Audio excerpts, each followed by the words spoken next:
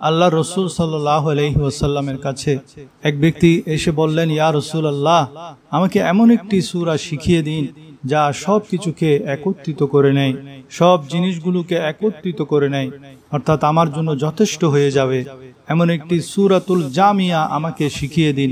আল্লাহ রসুল সাল্লাল্লাহু আলাইহি ওয়াসাল্লাম তখন তাকে 4টি সূরা শেখানোর পর ওই ব্যক্তি বললেন, আল্লাহর কসম, আমি কখনো এর চেয়ে বাড়াবো না। অর্থাৎ যা শিখালেন সেই সূরার শিক্ষা নিয়ে তিনি বাঁচবেন এবং আমল করবেন। এরপর যখন লোকটি চলে গেলেন, আল্লাহ রসুল সাল্লাল্লাহু আলাইহি ওয়াসাল্লাম সাহাবাদেরকে উদ্দেশ্য করে 2 বার বললেন, কাদ আফলাহা হাযার রাজুল, এই লোকটি সফল কাম হয়ে গেছে। যখন নবীজি সাল্লাল্লাহু আলাইহি ওয়াসাল্লাম প্রশ্ন করলেন, তোমার কাছে কি কুল হুয়াল্লাহু আহাদ, ইজা জুলজিলাতিল আরদু জিলজালাহা, কুল ইয়া আইয়ুহাল কাফিরুন, ইজা জাআ নাসরুল্লাহ, এত সূরা থাকতে তুমি আবার টাকার কি টেনশন করো? এগুলোই তো আছে,